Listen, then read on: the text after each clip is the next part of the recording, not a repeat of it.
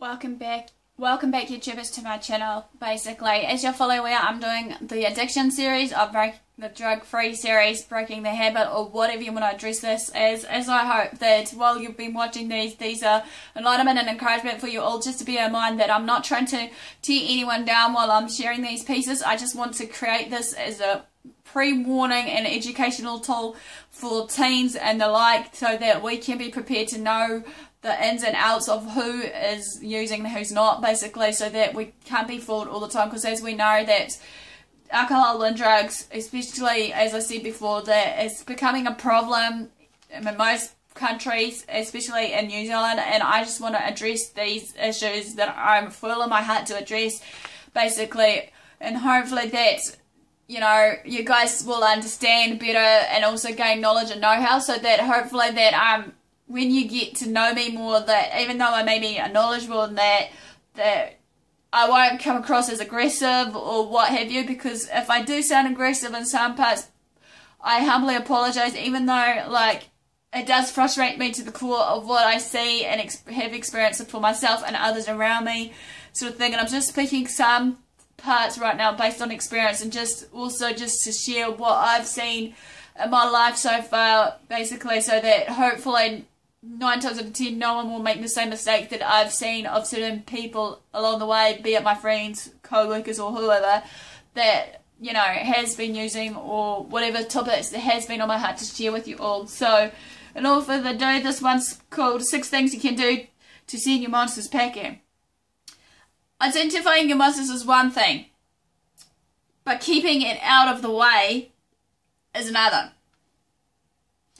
You're going to need to find ways to deal with these monsters, however, sooner or later, so they don't wake up your addiction and cause you to relapse again. As you know, I was speaking about relapse before, of the types of relapse, the stages and what to look out for, and also the triggers of the relapse and what you can do for people or yourself. Anyway, for these monsters packing, these are what you need to remember for these 6 steps, hopefully to remember. Number 1. Reach out, get help, understand you can't do it alone. Or you don't have to do it alone.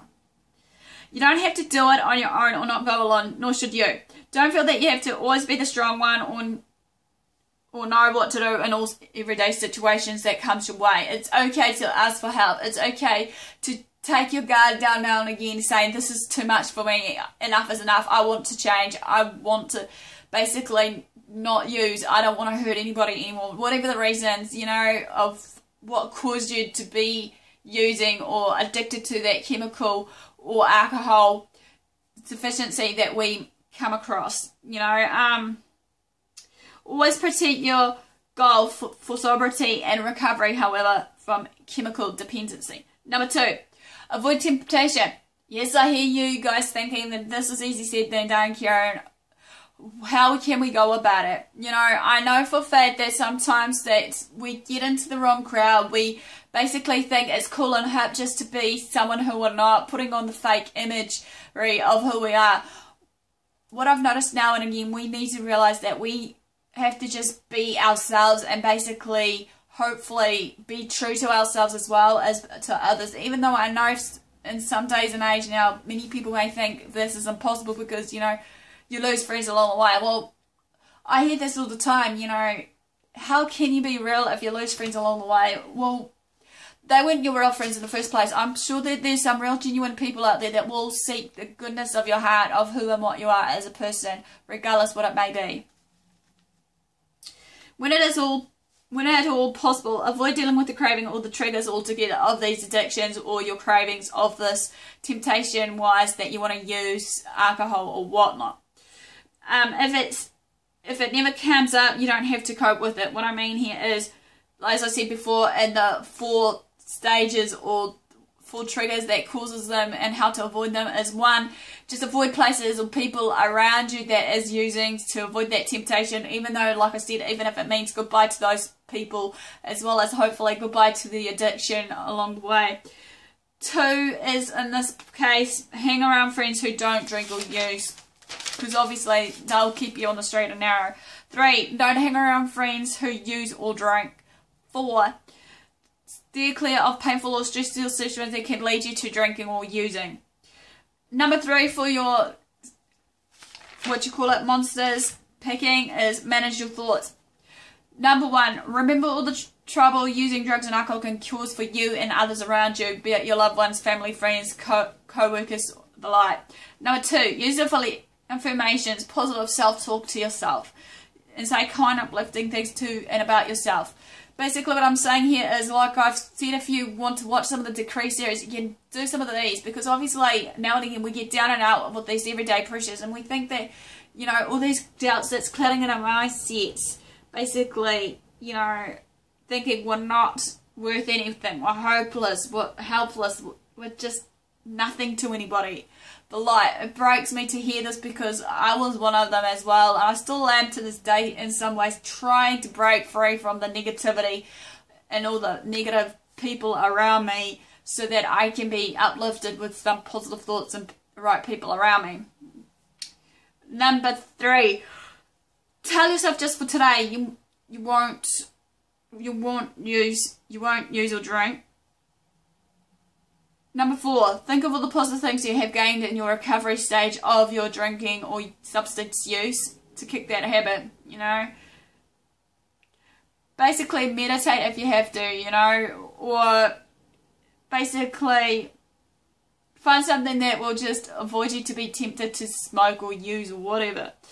Number 5, last but not least, refuse to make excuses for yourself or your disease.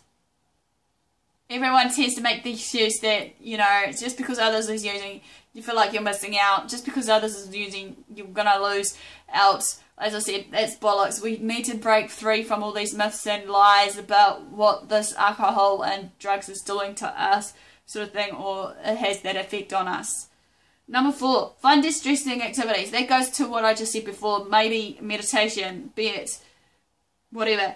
We know sometimes in our down and out stage there will come times that we will have some negativities clouding our thoughts, as well as the doubts and what have you. We need to keep our stress in check, however.